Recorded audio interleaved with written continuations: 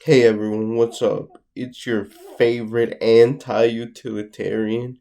And yeah, you read that title correctly. Make yourself uncomfortable. Now, don't get me wrong, obviously there are limits to that. I'm not saying you should hurt yourself intentionally or anything like that, or like go crazy with risk taking or whatever, where you put others or yourself in danger. But I just mean that, I don't know, I kind of feel that, especially in the global north, where we have high salaries and advanced society and stuff like that, um, a lot of people can get too comfortable. Not to say that there isn't immense suffering. Like, of course there is. I grew up um poor, low income guys. My parents were migrant labor, or in some cases still are basically migrant laborers. So, I know how frustrating it can be. Plus, I have cerebral palsy. I'm in a wheelchair. But um for a really long time I let my own comfort, and really the other side of that coin for most people, I believe, my own fear get the best of me and steal a lot of my even young life away.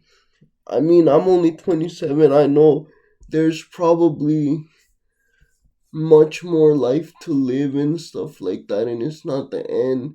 But I do genuinely have um regrets being the person that I was as a teenager. And I know, you everyone goes through that and stuff like that, but the thing is, guys, like,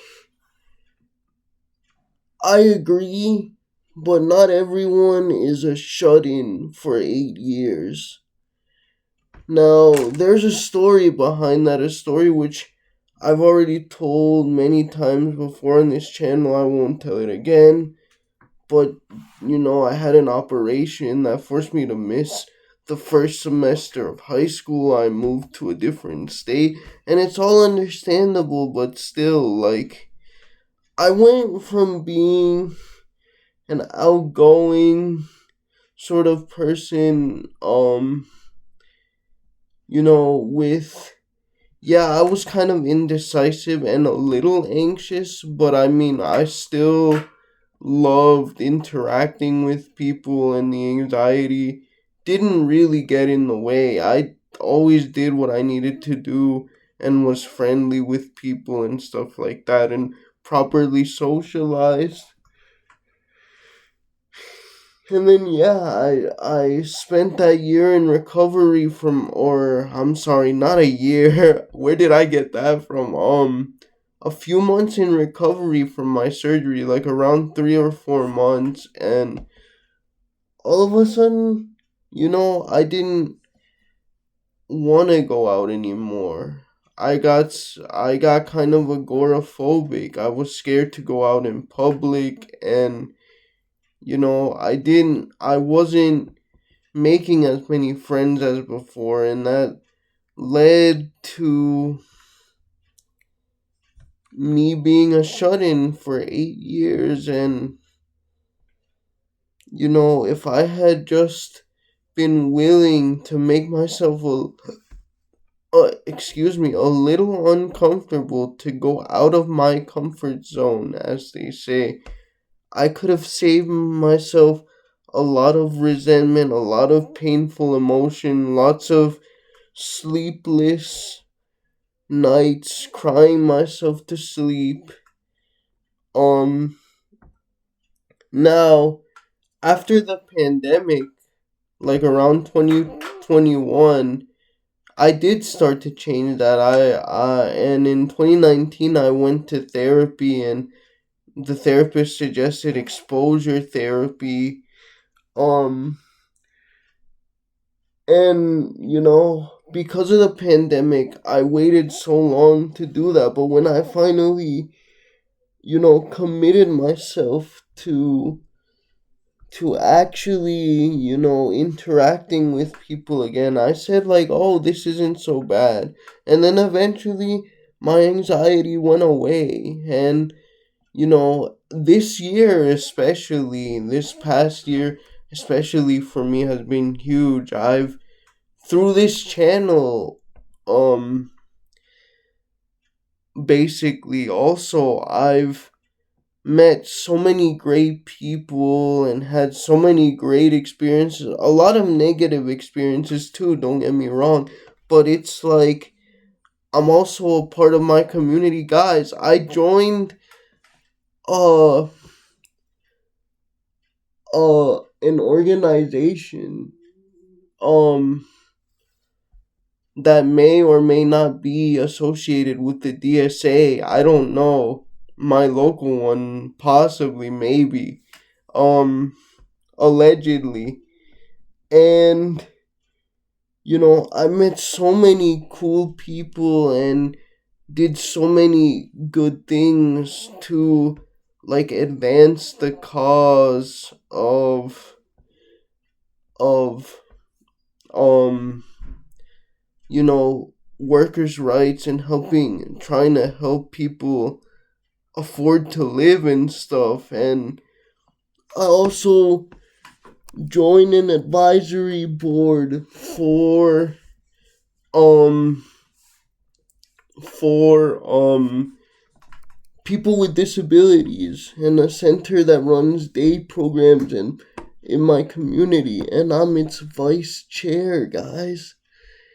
And that opportunity also came through me through the DSA, which I'm so grateful for, and someone that I met there. And I'm planning a lot of stuff to get more involved with my local community. And it's like, I'm not gonna say it's perfect. I still um have to confront a lot of ableism and a lot of anti-immigrant stuff for sure.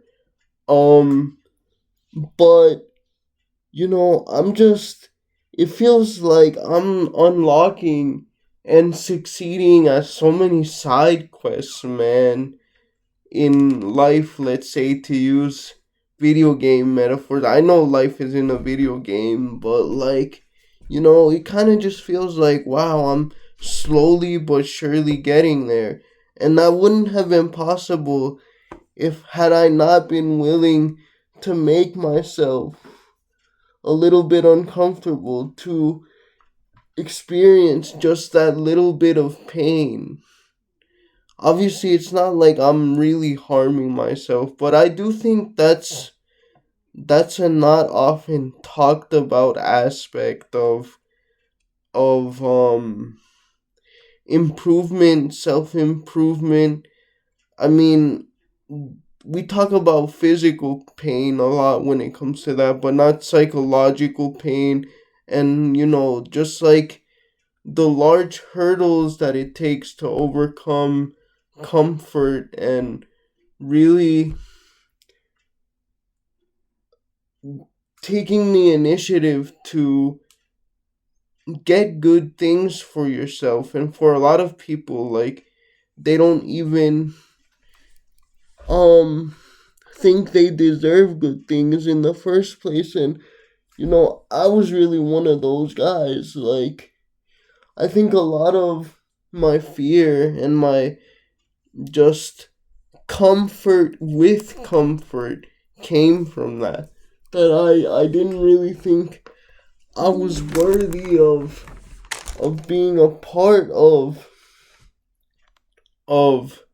the wider community, of trying. I was afraid of failure. But now it's kind of like, I don't really give a crap, TBH. And it's just so freeing. I mean, of course, everyone still has their fears, and I'm not perfect, but it's like, yeah, bro, it just woke me up to the fact that, yeah, sometimes you should make yourself uncomfortable. You should try and push yourself because that's the only way you're gonna get to new opportunities and new heights for yourself alongside others. Easier said than done, I know. Again, it took me 8 years.